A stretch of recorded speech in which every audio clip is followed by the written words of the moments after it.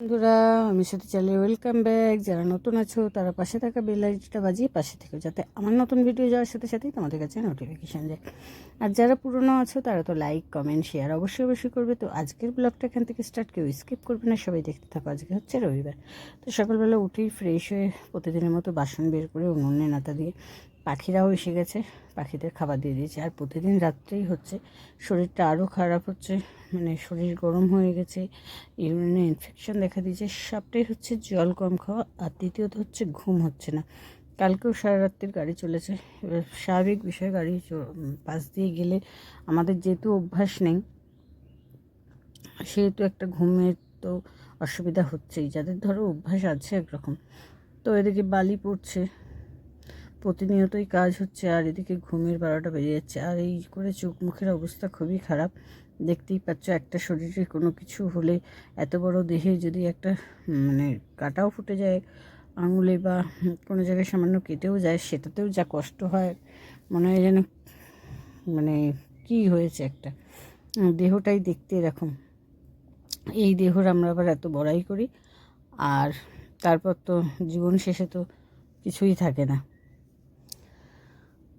তো মন মেজাজ বলেইছি যে এই সমস্যাগুলো হয়েছে, আর সেই কারণে টেনশানও হয়।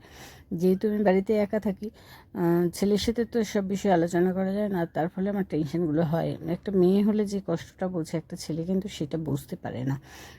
মানে মেয়ের কাছে দুঃখ প্রকাশ করলে, একটা মেয়েগুলো মানে নিজের সন্তান বলতে, তো ছেলেরা অত গুরুত্ব দেয় না, অত বোঝেও না, অত মাথাতেও নেয় না চিন্তা ভাবনা।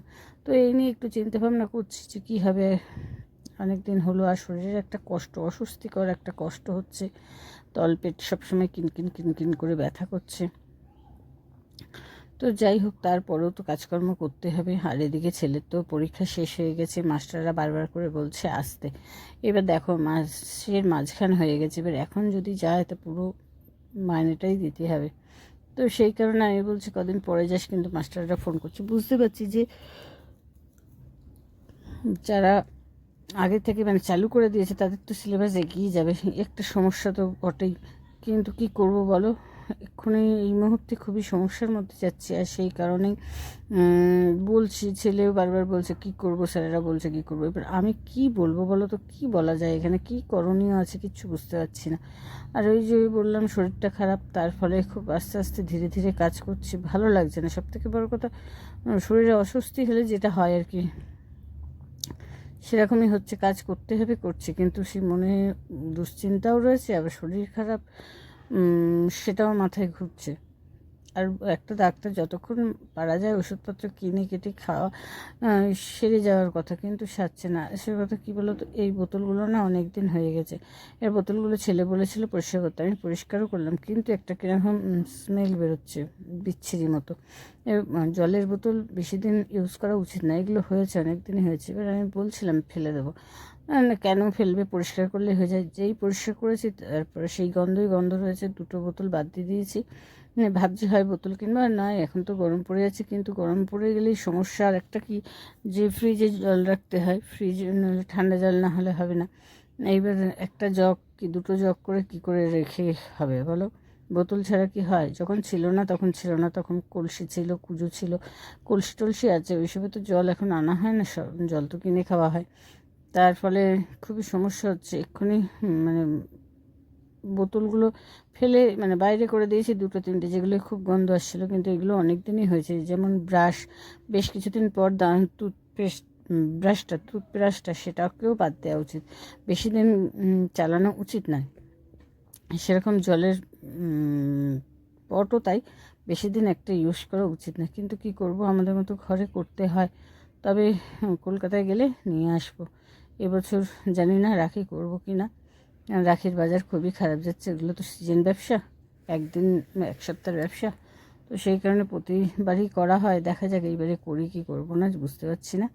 তা গেলে বোতল কিনে আনবো, নাহলে তো আর সেইভাবে বড় বাজার যাওয়া হয় না। আর এখানে তো দাম একটু বেশিই নেয়, আর নিত্য নতুন পাওয়াও যায় না, একই মডেল সব থাকে, সবার বাড়ি একই মডেল। তো এদিকে দেখো, কথা বলতে বলতে মোটামুটি কাজকর্ম পুজো টুজো হয়ে গেছে, ভাতও বসে দিলাম। ছেলেকে বললাম একটা পেঁপে দিয়ে, ডাঁটা দিয়ে, আলু দিয়ে ঝোল করবো, পোনা মাছের ঝোল, একদম পাতলা হালকা পাতলা করব। আর কালকে চিংড়ি মাছ কিছু ভাজা ছিল, সেগুলো আছে, সেগুলো দিয়ে ঝোলগালা করব। তো একদমই পেঁপে দিয়ে ডাঁটা দিয়ে একদমই যেরম বলো সেরম কাজ কেটে কুটে নিয়েছি। আর এই মাছ 3টে বসিয়ে দিচ্ছি ভাজতে, একটার উপর একটা উঠে গেছে সেই জন্য।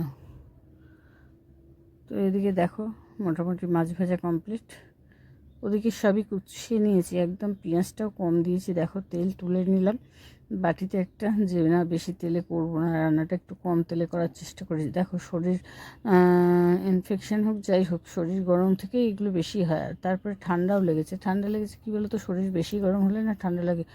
মাড়ি বাঁদিকে চোয়ালটা আমি হাই করতে গেলে কিরম কষ্ট হচ্ছে। এই নানান রকম সমস্যার যাচ্ছে, জানি না কি আছে কপালে। তো দেখো ওগুলো একটু মানে হেলেনির মতো দিয়ে দিলাম, নেড়ে চেড়ে নিলাম। একটু জিরে গুঁড়ো, আদা বাটা আর সামান্য লঙ্কা, পরিমাণ মতো হলুদ, পরিমাণ মতো লবণ দিয়ে একটু নেড়ে চেড়ে, আর কাঁচা লঙ্কাটাই বেশি দিলাম, কারণ লঙ্কার গুঁড়োটা অ্যাভয়েড করার জন্যই বেশি করে দিলাম কাঁচা লঙ্কাটা। আর লঙ্কার গুঁড়ো দিলাম সামান্য একটু কালার, কারণ আমাদের এবার খেয়ে খেয়ে এমন হয়েছে চোখেও দেখতে হয়, দেখা আগে দর্শনধারী তারপরে গুণ বিচারি, সেই অবস্থা হয়েছে। তো একটু সামান্য চিনি দিয়ে দেবো, দিয়ে নেড়ে চেড়ে জল ঢেলে দেবো। সত্যি কথা বলতে কি বলো তো, মানে এক রাত জাগলে না সেই কষ্ট বলো, সেই ঘুমটা পোষাতে অনেক রাত লাগে। আর সেদিনকে তো জানোই 2 দিন মানে বিয়ে ছিল, বিয়েতে তো তাও তাড়াতাড়ি এসে গেছিলাম, 1টা-1টার মধ্যে শুয়ে পড়েছিলাম। আর বউ ভাতে তো পুরো 3:30টায় শুয়েছি। তার ফলে এই ঘাটতিগুলো যাবে কথা, এই কারণে এই সমস্যাগুলো হচ্ছে। তারপরে পিসির বাড়ি গিয়েছিলাম, বাইরে টয়লেট, সেই টয়লেট করেছিলাম, সেখান থেকে এই সমস্যাগুলো হয়েছে। যাই হোক, সমস্যা হয়েছে, সমাধানও হবে। ওষুধ খাচ্ছি। আবারও বলে করে মানে ডাক্তারকে দেখালাম, ওষুধগুলো তো বললো হ্যাঁ এই ওষুধে ঠিক আছে, জল 4 লিটারের ওপর খান। এবার কী বলো তো, অত জল খাওয়া যায় কি জানি, আমি তো খেতে পাচ্ছি না। তোমরা কি এরকম 4 লিটার 5 লিটার করে জল খাও? কাজ বাদ দিয়ে তো মনে হচ্ছে জলের বোতল নিয়ে বসে থাকলে হয় ভালো। তো ওই যে তেলটা তুলে রেখেছিলাম, তাই চিংড়ি মাছগুলো ভাজাই ছিল, কাঁচা ছিল না, কালকে তুলে রেখেছিলাম, সেইগুলোই দিয়ে দিলাম। দিয়ে একটু নাড়াচাড়া করে জল ঢেলে দেবো, কাঁচা লঙ্কা দেবো, লবণ দেবো, আর একটু বেশি করে হলুদ দেবো। মানে এটাকে বলে ঝোলগালা।